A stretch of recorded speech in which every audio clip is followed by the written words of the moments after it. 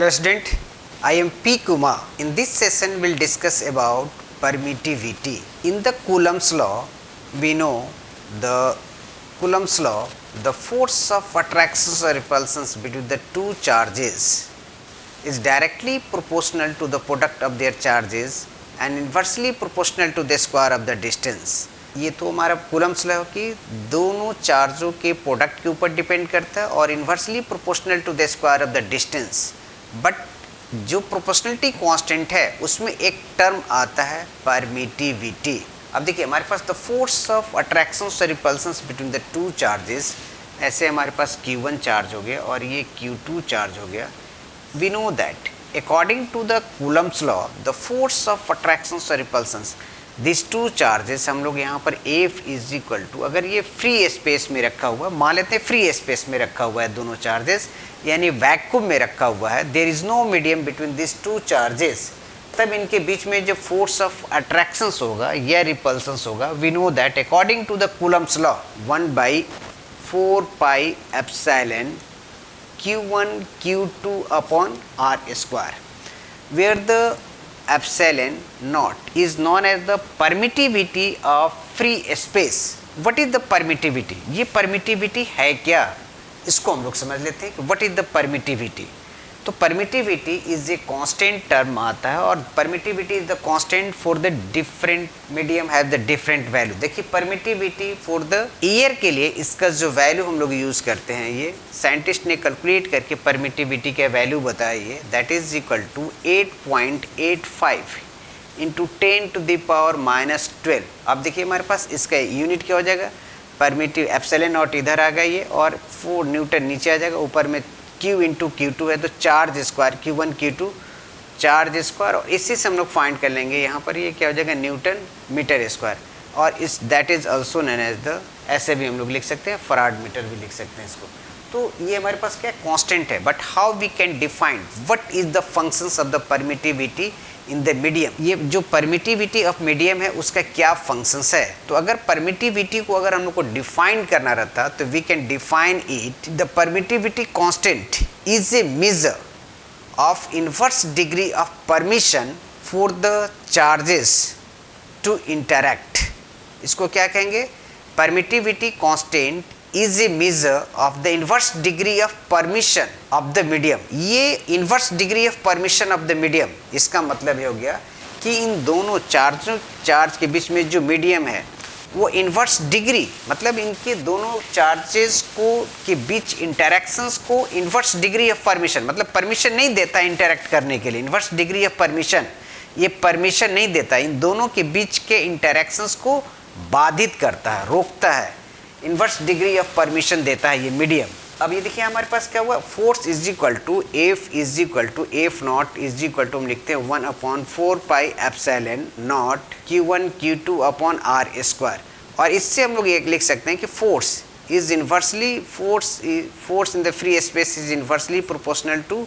Epsilon naught. अब यहाँ पर ये देखिए for the any other medium, अगर दूसरे मीडियम की बात करते हैं तो F फॉर मीडियम के लिए भी ये करते हैं, तो this is equal to 1/4 pi epsilon Q1 Q2 upon R square. अब यहाँ पर देखिए एप्सिलॉन का वैल्यू दूसरे मीडियम के लिए यहाँ पर इससे ज़्यादा होगा, यानी कि एप्सिलॉन का वैल्यू, अगर एप्सिलॉन का वैल्यू ज़्यादा होगा compare to that of the, ये सबसे मिनिमम वैल्यू एयर के अंदर होता है, और एयर के लिए हमने बताया कि इसका वैल्यू इतनी के लिए दैट इज द मिनिमम. लेकिन जैसे ही कोई मीडियम रख देते हैं तो यहाँ पर ये मीडियम रखने के कारण ये दोनों चार्जों के बीच इंटरेक्शंस को और अधिक बाधित करता है और इनके वैल्यू ऑफ फोर्स, इनके फोर्स के वैल्यू को डिक्रीज कर देता है, और फोर्स के वैल्यू को डिक्रीज कर देने के कारण Fm का वैल्यू कम हो गया. किसके कंपेयर में, जब मीडियम जब दोनों चार्ज फ्री स्पेस में है या that is in the vacuum में है, और जब किसी मीडियम में रखेंगे तो इसका वैल्यू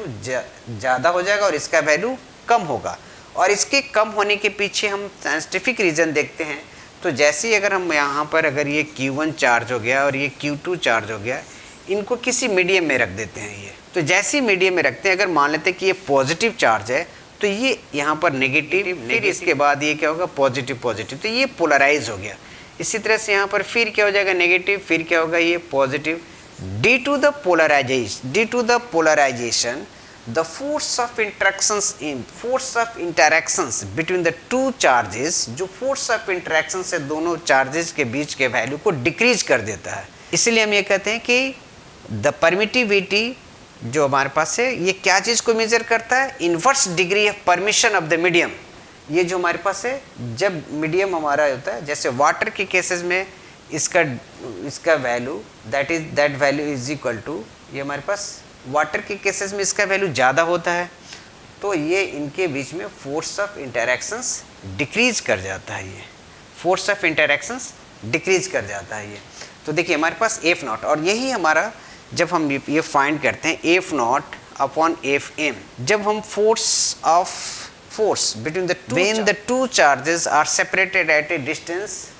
आर हम लोग मान लेते हैं, और यहाँ भी आर है, but one is place in the free space और other is place in the medium, तो this ratio is known as the, इसको अगर हम लोग डिवाइड करके वैल्यू फाइंड करते हैं, देखिए हमारे पास सब वैल्यू सेम है, तो दिस इज इक्वल टू, ये सारा Q1 Q2 will be cancel out, 4 pi will cancel out, R और R भी कैंसिल हो जाएगा। यहाँ पर क्या बचेगा, ये एप्सिलॉन नॉट, और इसका वैल्यू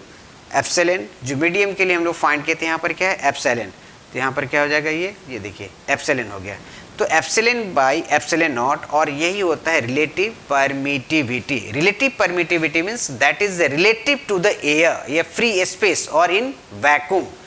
तो ये हो गया आपको relative permittivity. Relative permittivity is also known as the dielectric constant भी कहते हैं, इसको डाई इलेक्ट्रिक कॉन्स्टेंट कहते हैं, और K is known as the, K को हम लोग ऐसे क्या कहते हैं, dielectric constant, die constant, and this is also known as the specific inductive capacity, इसी को हम लोग इसको भी ये भी कहते हैं स्पेसिफिक इंडक्टिव कैपेसिटी। ये देखिए K को ही हम लोग डाइलेक्ट्रिक कांस्टेंट भी कहते हैं और स्पेसिफिक इंडक्टिव कैपेसिटी भी कहते हैं, और दिस इज इक्वल टू, इसको हम लोग ऐसे SIC से भी रिप्रेजेंट करते हैं ये। अब चलिए देखते हैं कि जब हमारा दोनों चार्ज Q1 और Q2 are fully inside the medium और it is the some part between these two charges is the distance between the two charges, the partial part have the dielectric constant and the rest part in the free space or vacuum. तो what will the value of the force, ये इन दोनों के बीच में कितना force of attractions और repulsions act करेगा उसको कैलकुलेट। टू चार्जेस को हमने फ्री स्पेस में d डिस्टेंस पर रखते हैं ये, let d is the distance between two charges free space in, ठीक है। अब देखिए यहाँ पर क्या हो जाएगा, ये F naught is equal to 1/4 pi epsilon naught Q1 Q2 upon, इनमें दोनों के बीच का डिस्टेंस कितना ले लिया था, d ले लिया था, तो d स्क्वायर हो जाएगा। अगर मान लेते हैं Q1 एंड Q2, इन दोनों के बीच का स्पेस क्या है, एयर है हमारे पास ये, और the d is the distance. If the same amount, the same charges are place in the medium and the same amount of the force between the two charges is existing, तो अगर हम ऐसे करते हैं, same amount between this two charges between as they have place in the air and the distance that is equal to FM, और ये क्या होगा 1/4 पाई एप्सिलॉन, यहाँ पर Q1 Q2 upon R square के इक्वल हो गया। Now the distance between the, अगर हमारे पास ऐसे होगा ये Q1 और Q2 are the two charges and they are place in the any medium that has the permittivity epsilon, और ये देखिए हमारे पास इसको हमने it is place in the free space के बदले में हम लोग किसी मीडियम में रख देते हैं ये, और इनके बीच का डिस्टेंस कितना हो गया, ये R के इक्वल हो गया। But the force between these two charges and the force between the two charges, the magnitude of these two charges is same, but this charges is placed in the medium, तब इनके बीच का force FM के equal हो गया। But we consider here the this force F naught and FM have the same value, in that case what is the relations between the R and D? अगर हम ऐसे करते हैं कि if F naught is equal to FM, this is equal to F naught का मतलब हो गया कि हमारे पास हो गया this is the epsilon naught D square is equal to epsilon R square के इक्वल हो गया, so the D square is equal to epsilon by epsilon naught R square, और यही हमारे पास देखिए this is equal to epsilon by epsilon naught, this is known as the relative permittivity, तो यहाँ पर हो जाएगा ये एप्सिलॉन आर और डी इज इक्वल टू, और ये this relative permittivity is known as the dielectric constant और that is also known as the specific inductive capacity. तो this is equal to also K R square के equal हो गया. So the D is equal to we can write down here epsilon R, ये R K equal हो गया, या that is also equal to the K under root R. ये हमारे पास this is the relations between the D and R के बीच में एक रिलेशन हो गया. बट अब हम लोग फाइंड करते हैं कि if the charges between the two charges the partially dielectric medium is available between the two charges, partial part between the two charges have the dielectric medium. अब ये देखिए हमारे पास ऐसे अगर ये मान लेते हैं Q1 हो गया और एक Q2 चार्ज हो गया, इन दोनों के बीच का डिस्टेंस हम लोग मान लेते R, but the sum of this part, यहाँ पर हमने कोई डाइलेक्ट्रिक मीडियम रख दिया, ऐसे हमारे पास डाइलेक्ट्रिक मीडियम रख दिया, but there thickness is equal to T and the dielectric constant is equal to K equal हो गई है. के इज द डाइलेक्ट्रिक कांस्टेंट और यहाँ पर इसका थिकनेस टी है. Then the what is the force of interactions between this two charges. तो सबसे पहले हमारे पास यहाँ पर देखिए ये Q1 और Q2 चार्ज के बीच में, हियर इज द एयर, यहाँ पर क्या है, ये एयर है, या we can say that air, और ये we can say inside the vacuum free space है, but the T thickness have the dielectric medium.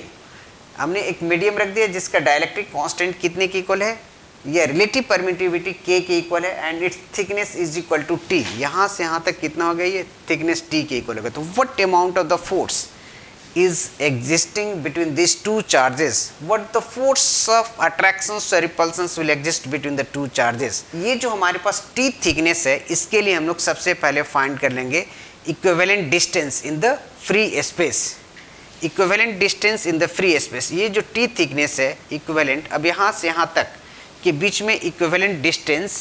हम लोग फाइंड कर लेंगे. ये देखिए यहाँ पर ये जो टी थिकनेस है, इसके लिए जो हम लोग फाइंड कर लेंगे फ्री स्पेस में क्या हो जाएगा, ये फ्री स्पेस के लिए जो डिस्टेंस हो जाएगा, that distance is equal to under root K into T के इक्वल हो जाएगा. ये हमारे पास ये इसके लिए ये डिस्टेंस फ्री स्पेस में. तो सबसे पहले हम लोग फाइंड करते हैं ये equivalent distance in the free space, equivalent distance the free space between the two charges. अगर ये वैल्यू हमको equivalent distance निकल जाता, then we can find the force of interactions, force of attractions और repulsions between the two charges. अब यहाँ के बीच का जो हमारे पास equivalent distance हो जाएगा, ये this is equal to, यहाँ से देखिए हमारे पास ये r distance हमने यहाँ से यहाँ तक कितना ले लिया था, ये r के इक्वल है ये, और ये इनके बीच में जो थिकनेस है कितने के इक्वल है, t थिकनेस है. इन दोनों चार्ज के बीच में एक मीडियम है जिसका डाइलेक्ट्रिक कांस्टेंट के इक्वल है और उसका थिकनेस टी है. तो ये इसके लिए अगर हम लोग फ्री स्पेस में वो डिस्टेंस लेंगे, जब दोनों के बीच का magnitude of the force will be the same, तो के अंडर रूट टी के इक्वल हो गया. और ये देखिए ये यहाँ से यहाँ तक आर है और ये टी थिकनेस हटा देते हैं, तो एयर के अंदर कितना हो जाएगा डिस्टेंस, आर माइनस टी हो जाएगा, प्लस अब देखिए इसके लिए हमारे पास जो फ्री स्पेस में जो डिस्टेंस हो जाएगा, that is equal to under root K into T. Just हमने इसके पहले फाइंड किया था. With help of this we can find, तो हमने फाइंड किया effective air separation. This is the effective air separation, इसी को कहते हैं ये, this is the, so the force of attractions और repulsions between this two charges is equal to, देखिए हमारे पास क्या हो जाएगा, ये 1/4 पाई एप्सिलॉन, ये हमारे पास होगा ये 1/4 पाई एप्सिलॉन नॉट, ये क्योंकि हमने फ्री स्पेस में ले लिया, ठीक है ना. और ये क्या होगा, ये Q1 Q2 अपॉन इन दोनों के बीच का डिस्टेंस हमने free space effective air separation is equal to R minus T plus under root K T का होल स्क्वायर कर लेते हैं. तो इन दिस वे देखिए हमने क्या किया, इफेक्टिव एयर, तो इसलिए मैंने यहाँ पर क्या लिख दिया, ये एप्सिलॉन नॉट के इक्वल लिख दिया. तो this is the force of attractions और repulsions between the two charges, हम लोग ये फाइंड कर सकते हैं. Thank you.